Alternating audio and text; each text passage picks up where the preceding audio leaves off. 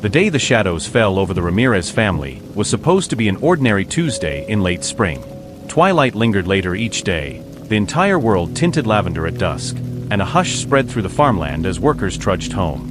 18-year-old Elena Ramirez, leaning against a battered fence post, carefully flipped through her phone, waiting for her cousin to arrive with the truck. But the cousin never showed that evening. A soft breeze rustled the tall grasses along the orchard's edge. The sky threatened rain, low, heavy clouds that made the farmyard feel claustrophobic. Elena sighed, scanning the yard. The old barn stood silent, and the worn-out family house perched on a slight slope, shutters half broken. From the outside, it seemed like a place quietly waiting for something, anything, to happen. Down the long gravel lane, her uncle's small farmhouse sat, dwarfed by a single large willow tree. Smoke from the chimney signaled someone was cooking a late meal. That was the place where her cousin, Carlos Ramirez, lived. He was 17, nearly an adult but still finishing high school. Carlos was the only child of Uncle Tomas and Aunt Maria, two hard-working, stoic folks who never asked for more than life offered. Uncle Tomas was known for his stern ways, but he did love his son, or so everyone believed. Elena didn't know why she felt so uneasy. Usually, waiting for Carlos was routine. He'd pick her up, they'd head into town for groceries or chat about trivialities. But the orchard's hush weighed on her that day, intensifying her sense that something was off. Trying to brush away the apprehension, she checked the time on her phone again. 6:58 p.m. late, but not unbelievably so. Perhaps he got sidetracked? A clap of distant thunder made her jolt. She decided to walk the short distance to Uncle Tomas' house. After all, maybe the truck had an issue, or he'd dozed off. Rain threatened to come at any moment. As she trudged the half-mile between the orchard and the farmhouse, Elena couldn't have imagined that her steps were echoing down the final corridor of Carlos' life. When Elena reached the house, she found it strangely quiet. The front door, usually left ajar in mild weather, was pulled shut. She knocked lightly. No answer. She was about to knock again when the door suddenly swung open. Aunt Maria stood in the dim interior, eyes wide with worry. Maria glanced at Elena, pressed a finger to her lips, and motioned her to step in quietly. Elena's breath caught in her throat. Aunt Maria's expression broadcast panic behind the forced calm. Inside, the living room lights were off, save for a single table lamp. It cast the space in dull gold. The house smelled faintly of onions and old dust. "Where's Carlos?" Elena whispered. Maria's gaze darted down the hallway. "He's in his room. Please, he hasn't come out all evening. He's locked the door. Something's not right." Without waiting, Elena hurried past her aunt. She paused outside Carlos' bedroom door. The wood felt cold beneath her knuckles as she tapped. "Carlos? It's me, Elena. Everything okay?" No reply. She swallowed hard. Turning the knob was useless. It was locked from inside. She pressed her ear against the door, hearing only muffled silence. Uncle Tomas' voice startled her from behind, making her jump. "I tried calling through the door for nearly an hour," he said, the lines of exasperation clear on his furrowed brow. "He won't answer. I threatened to break the door down if he didn't speak, but still no word." Elena felt a prickle in her stomach. This was beyond unusual. Quiet, polite Carlos rarely disobeyed. "We should try again," she said softly. "He might be upset, but we have to know he's safe." She gave the door a more insistent knock. "Carlos? I'm opening this door if you don't answer. Please say something." Nothing. The hush in that cramped hallway weighed 1,000 pounds. Anxiety clawed at Elena's insides. She could sense Aunt Maria trembling behind her. Then came a muffled clatter from inside the bedroom, like a bottle tipping over. Elena froze. Uncle Tomas grabbed the doorknob, rattling it. "I've had enough." "Stand back," he muttered. He aimed his shoulder at the door. With two heavy pushes, the old wooden frame gave way, swinging open. The stench that assaulted them was immediate. A sharp chemical odor mingled with the dense closeness of the sealed-up room. The scene inside was etched into Elena's memory forever. Carlos lay on his bed, half on his side, his legs bent unnaturally. Next to him, an overturned bottle with a skull and crossbones label, the kind used for pesticide or weed killer. The strong chemical smell invaded Elena's nose, making her gag. "Carlos!" Aunt Maria cried, lunging forward. She shook him, her voice breaking. He was breathing, but barely, a labored rasp that rattled in his chest. His eyes fluttered open just a sliver, dazed. He tried to speak, but only a feeble moan escaped. White foam coated the corners of his mouth. Uncle Tomas sank to his knees, face stricken with shock. All anger gone, replaced by terror. Elena fumbled for her phone. "We need an ambulance. Now." She dialed emergency services. Her voice shook as she gave the address. They told her to keep him stable, but how? She was no medic. Aunt Maria cradled her son's head, tears streaming. "Why, Carlos? Why?" she whispered. Carlos shuddered, chest convulsing. The foam increased. The chemical odor was suffocating, intensifying the sense of dread. Within minutes that felt like an eternity, ambulance sirens cut through the hush. Paramedics rushed in, swiftly assessing the situation. They recognized the pesticide ingestion immediately. One medic shook his head, eyes grim. "We need to get him to the hospital, fast. Let's move." They loaded Carlos onto a stretcher, hooking up oxygen. Uncle Tomas hovered, stammering. Elena felt the world tilt, her entire being quivering with a frantic mixture of fear and heartbreak. She'd known Carlos forever, spent countless hours playing in the orchard, sharing secrets. How could he come to this? The paramedics whisked him away. The doors slammed. The sirens wailed off into the distance. Elena realized her hands were shaking uncontrollably. Aunt Maria's sobs were muffled against Uncle Tomas' shoulder. The dreadful question hung unspoken in the musty hallway. What had driven Carlos to such a desperate act? The waiting room at Lakeside Memorial Hospital was an echo chamber of anxious hushed voices, beeping monitors, and the faint smell of antiseptic. Hours bled together under the harsh fluorescent lights. Elena sat with Aunt Maria while Uncle Tomas paced, face grim. At intervals, a nurse emerged with updates. "We've administered activated charcoal. We're stabilizing him for further treatment. The pesticide is extremely toxic, but we'll do everything we can." Desperation clung to the entire family. Elena replayed every memory, every moment she'd shared with Carlos over the last year. How he sometimes wore that heartbreakingly lonely look, how a few days earlier he'd seemed distracted, refusing to go with them to a friend's party. She recalled that moment he snapped at her unexpectedly when she asked about his post-high school plans. Could these subtle signs have been red flags? Around midnight, a young doctor approached quietly, face somber. "He's stable for the moment," the doctor said, "but the toxin is severe. We need to watch for organ failure. The next 48 hours are critical." Aunt Maria sank to her knees, her shoulders trembling. Elena crouched beside her, murmuring feeble words of comfort. Uncle Tomas stood rigid, not a tear in sight, but the muscle in his jaw ticked. They took turns by Carlos' bedside. He lay pale, tubes snaking from arms and mouth, machines beeping in an unfeeling rhythm. Once or twice he stirred, eyes flicking open for a heartbeat, then fluttering shut. No words. A hush enveloped that room like a tomb's silence. By the second day, the doctors admitted they were running out of options. Carlos' kidneys were failing, and signs pointed to irreversible damage. The conversation about possible organ support began. The staff asked about advanced directives. Uncle Tomas, as next of kin, was forced to face the potential worst outcome. Elena stepped out into the corridor at one point, breathing heavily. The hospital's subdued lighting pressed in on her. She saw a figure at the corridor's end, a boy, about Carlos' height, wearing a hoodie. Heart leaping, she recognized it as her cousin's silhouette, but then blinked, and the corridor was empty. Her mind must be playing cruel tricks. She recalled a rumor from childhood. People who attempt to leave life might linger in a realm half in, half out. Was Carlos' spirit wandering? She chased away the thought, returning to the ICU corridor where Aunt Maria hunched in a chair, eyes red from crying. Uncle Tomas rejoined them. He quietly recounted the conversation with the doctors. If no improvement came soon, they might consider palliative measures. The word palliative stung, implying acceptance of finality. The day dragged.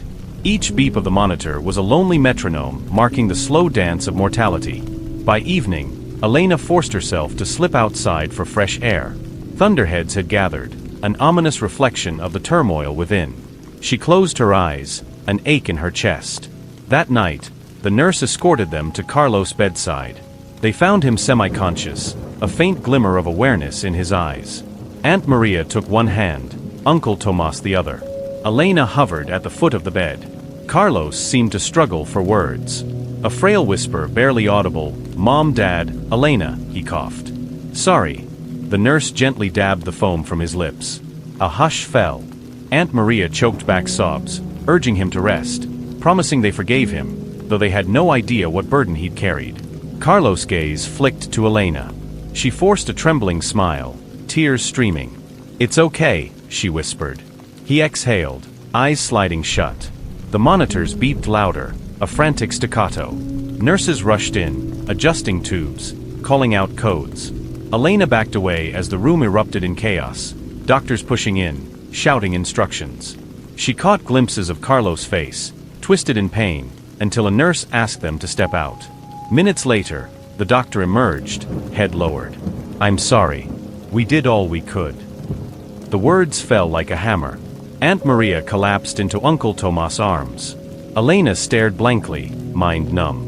In the stunned hush that followed, Uncle Tomas mumbled, "How could this be? He was just a boy, full of life."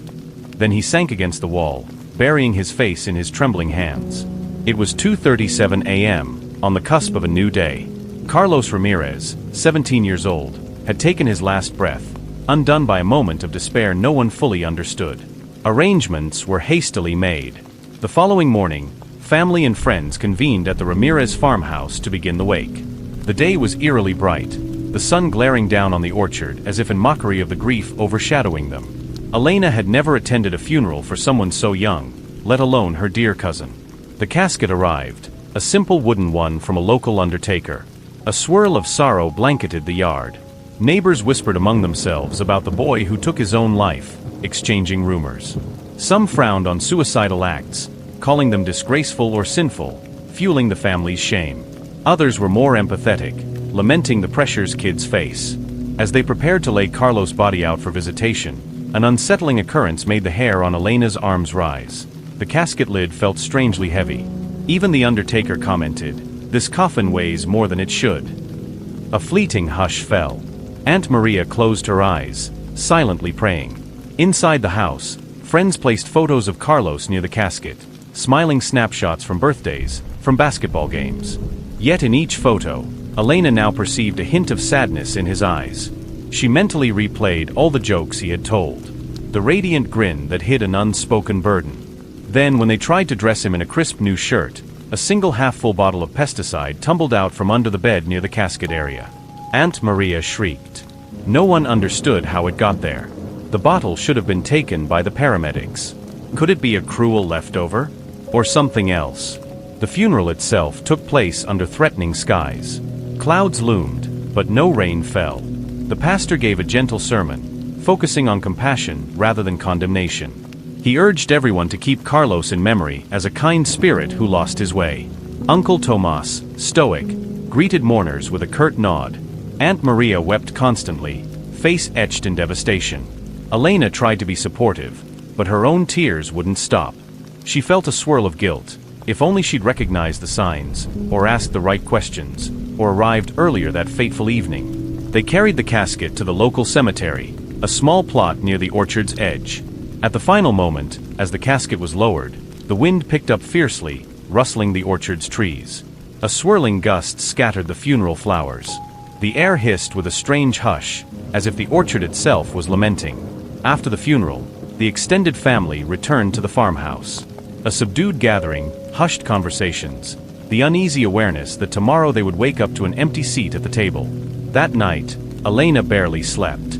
In her dreams, she saw Carlos wandering among the orchard rows, calling her name softly, repeatedly. When she awoke, the echo lingered, making her chest ache with longing. A day passed. Then two. By the second night after the burial, Aunt Maria claimed she heard Carlos' voice near the front porch around midnight, calling, "Mom, let me in." Frightened but hopeful, she rushed outside, only to find the yard empty. The next evening, Elena herself encountered something inexplicable. Restless, she strolled near the orchard's edge, taking in the moonlight. The orchard was quiet except for insects chirping. Suddenly, a faint silhouette materialized among the trees. A teenage figure with Carlos posture, the same slight tilt of the shoulders. She froze, heart pounding. "Carlos," she whispered. The figure turned, or so it seemed.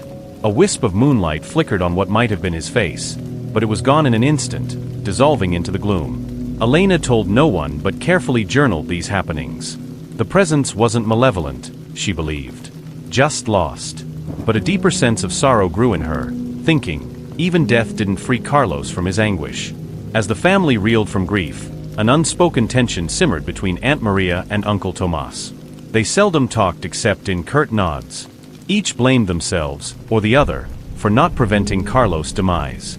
Some days, Aunt Maria was found sobbing by the orchard fence, while Uncle Tomas hammered nails into random boards, trying to distract himself with meaningless chores. Elena tried to help, cooking small meals or offering to do laundry, but the household felt unmoored, a ship drifting in a windless sea. She dreaded nights, fearing more ghostly sightings, or the relentless sorrow that hammered her heart. One drizzly afternoon, Elena found Aunt Maria kneeling in Carlos' bedroom, rummaging through his belongings. The mother's eyes were red. She held up an old notebook scrawled with frantic writing. Lines said, "I feel so alone. No one sees me. The orchard used to comfort me, but now it's just emptiness." Elena's throat tightened. She put a hand on her aunt's shoulder, offering silent support. But that same evening, a relative phoned to say they saw a boy matching Carlos' description wandering near the pesticide shed at dusk. When Aunt Maria heard, she nearly collapsed. "Why can't he rest?" she moaned. "Why is his spirit still in torment?" Word of the haunting rumors reached an old friend of the family, Ms. Delgado, who'd lived in the region for decades. She arrived one sunny morning, knocked politely, and said she had come to pay respects and possibly offer guidance. She was rumored to have some knowledge of spiritual matters. Sitting with Aunt Maria, Uncle Tomas, and Elena in the living room, Ms. Delgado explained gently, "Sometimes, a young soul lost by their own hand remains bound. They haven't accepted their departure. They linger near places they loved or hated. If you want to help Carlos find peace, you need to let him know you forgive him and release him from earthly attachments." She proposed a small ceremony at twilight in the orchard, near the spot where Carlos liked to daydream. She recommended placing a few of Carlos' cherished belongings, like his old baseball cap, a t-shirt from a concert, maybe his favorite orchard spade, under the largest orchard tree. Then the family could speak from the heart, urging him to move on. Uncle Tomas initially resisted, muttering that it was nonsense. But Aunt Maria, desperate for closure, insisted. "We have nothing to lose," she pleaded. At length, he relented. Elena nodded solemnly. This might be the only chance to quell the haunting presence. At dusk, they gathered in the orchard. Ms. Delgado produced a few candles in glass jars, lighting them so they wouldn't blow out in the mild breeze. Aunt Maria laid out Carlos' baseball cap, a worn t-shirt, and a small orchard spade on a makeshift table. A hush fell as the sun sank, painting the sky with coppery shades. Ms. Delgado motioned for them to stand in a loose circle. She began softly chanting an old prayer that asked for safe passage for restless spirits. The orchard's hush amplified each syllable. She asked Uncle Tomas to speak first. He fumbled, voice cracking. "Carlos, my boy, if you can hear me, we're sorry we couldn't help. I should have listened better. I should have seen your pain. Please, son, find peace. We love you." Aunt Maria's turn came, tears streaming. She clutched the baseball cap, pressing it to her chest. "Mi hijo, my baby. You were never alone. I wish I'd told you that every day. Forgive us. Forgive yourself. If you're still here, please let go of your suffering." Elena, swallowing a lump in her throat, added, "Carlos, cousin, I'm sorry we never realized how deep your sadness was. I beg you, let us remember you with warmth, not regret. Let go and rest." Ms. Delgado sprinkled a handful of salt in a circle around the items, murmuring in Spanish, "We release you to the light, we release you from your burdens." Suddenly, a swirl of wind kicked up, rustling leaves overhead. A brief gust snuffed out two of the candle flames. Aunt Maria inhaled sharply. "Carlos," she whispered. In the final glow of the remaining candle, they sensed a subtle presence. For a heartbeat, Elena could almost see the silhouette of her cousin leaning against the trunk of the orchard tree, expression calm. Then the wind died as quickly as it had come. Ms. Delgado exhaled, smiling gently. "He heard you," she said. In the days that followed, the eerie sightings dropped off. No more nighttime footsteps on the porch. No more half-glimpsed figure in the orchard. Elena occasionally paused at Carlos' bedroom door, expecting a hush that might greet her. Instead, there was just emptiness. Strange as it seemed, the family began to heal. Aunt Maria started sorting through Carlos' clothes, donating them to a local shelter. Uncle Tomas quietly repaired the orchard fences, focusing on practical tasks. Ms. Delgado checked in occasionally, ensuring the spirit remained at rest. As for Elena, nights were more peaceful, no jolting nightmares. She returned to her orchard routines, though the orchard never quite felt the same. The memory of discovering Carlos slumped in his locked room still haunted her, but at least the oppressive sense of being watched had lifted. Whispers around town spread about the ceremony. Some neighbors called it superstitious, but others saw it as an act of love, a final gesture to a lost soul. No one would question the change in the orchard's aura, calmer, emptier. Almost a year later, a faint tension crept back as the date of Carlos' passing approached. Aunt Maria worried about fresh signs of haunting, but none emerged. Instead, Uncle Tomas quietly suggested they hold a small memorial at the orchard tree. So on that day, the family gathered with a few close friends. They brought photos, lit a single candle beneath the tree, and told happy stories of Carlos, his jokes, his quiet acts of kindness. The orchard rustled with a mild breeze, as though giving its blessing. No sudden gust battered the flame, no silhouette loomed among the rows. Just peaceful acceptance. Ms. Delgado, present for the memorial, offered her condolences and gentle guidance again, reminding them, grief is love with nowhere to go. But maybe now, it finds a place among your memories. By dusk, only Elena remained under the orchard's largest tree. The candle's light flickered across the bark. She whispered, "I hope you're all right, cousin. I hope you're free." And for the briefest instant, she could have sworn the orchard leaves rustled in a pattern almost like a gentle response. That night, she slept soundly for the first time on that anniversary. She dreamt of Carlos, but not in tragedy. Rather, they were children again, chasing each other among the orchard rows, laughter echoing. She awoke with tears on her cheeks, yet a calm sense of closure. Though the ache of losing Carlos could never vanish, the Ramirez household slowly found normalcy.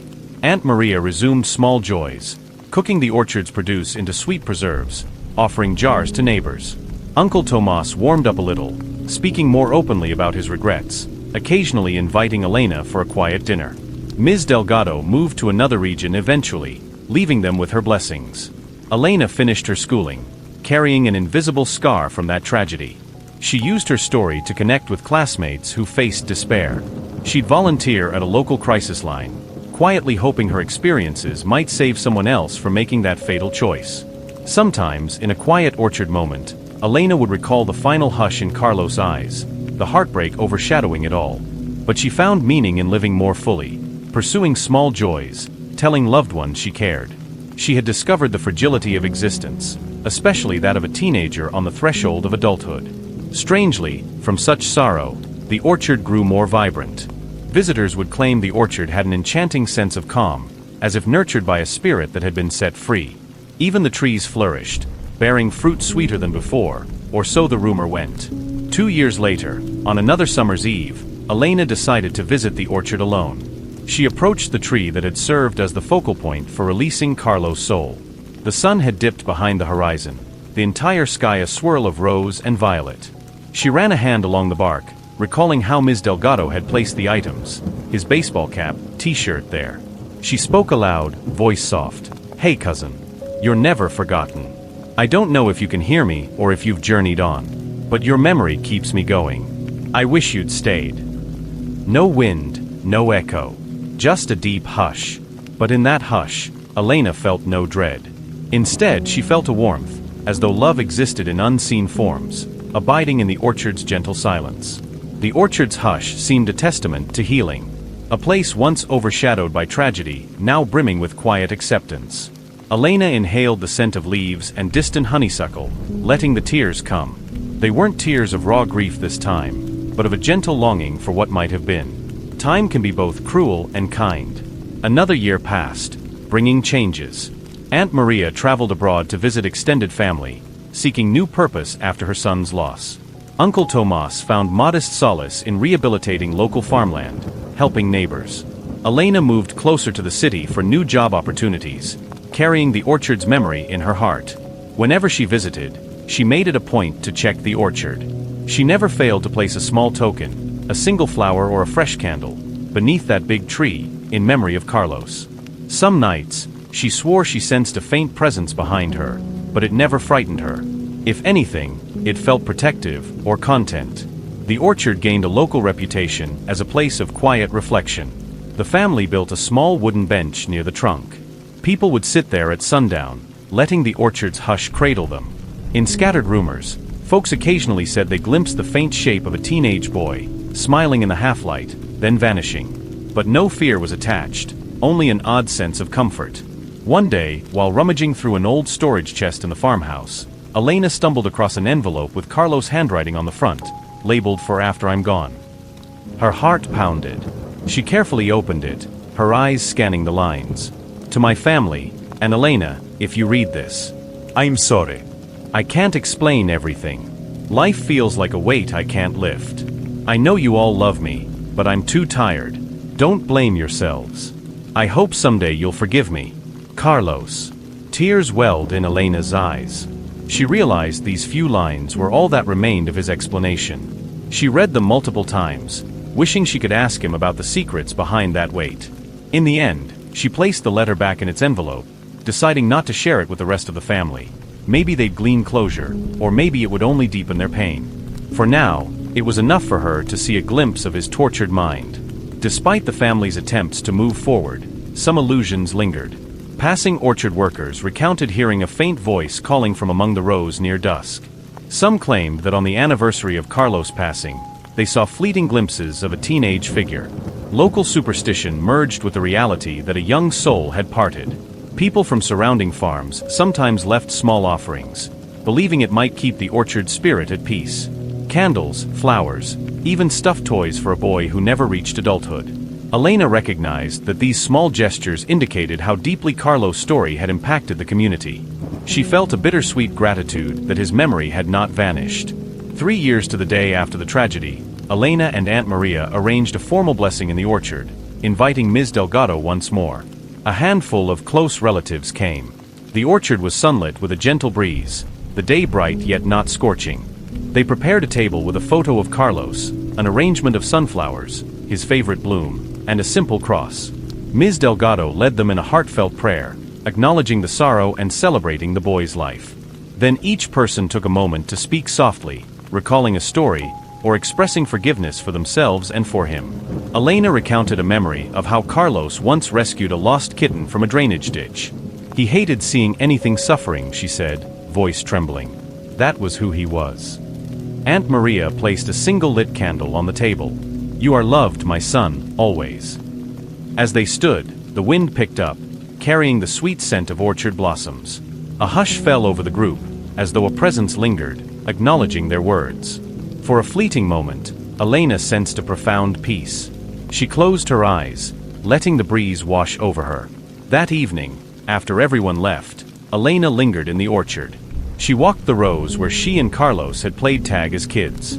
She saw the scuff of footprints in the dirt, real or imagined. She felt neither dread nor sorrow, only acceptance. Lifting her gaze to the star-laden sky, she whispered, I love you, cousin. I hope you found your light. Somewhere in the orchard's hush, the old ghosts of regret receded, leaving behind the echo of a name, Carlos, carried softly on the breeze. Life in the region continued, with new generations building homes, old families moving away, and the orchard eventually passing into different hands. Yet the Ramirez farmhouse endured, a quiet testament to an unspoken tragedy. Some folks claimed the orchard was blessed. No major disasters had struck it since Carlos' passing. Others used haunted to describe the hush that descended after sundown. For Elena, who eventually moved to a bustling city, the memory of her cousin never dimmed. She volunteered part-time with a youth outreach program, counseling teens who felt alone. She carried a small photograph of the orchard in her wallet, the branches arching overhead like watchful guardians. Years later, in a conversation with a friend, Elena mused that Carlos might have saved her, ironically, from a spiral of her own. He taught me how fragile we are, she said. Even if we missed the chance to save him, we can still save someone else. Whenever she visited the orchard on certain anniversaries, she walked the same dusty lane. She'd find the orchard tree where Ms. Delgado performed the ceremony, place a single white rose in the grass, and say a short prayer. In these quiet pilgrimages, she found closure in recollecting that a precious life once walked among these rows. She remembered that final hush in the small bedroom, the horrifying chemical smell, the heartbreak overshadowing a young man's final hours. But in her memories, she also held images of his laughter, the orchard games, the sense of childish wonder they once shared. And so the orchard lived on, cradling the faint echo of a lost boy's voice, a testament to the lessons of heartbreak and hope.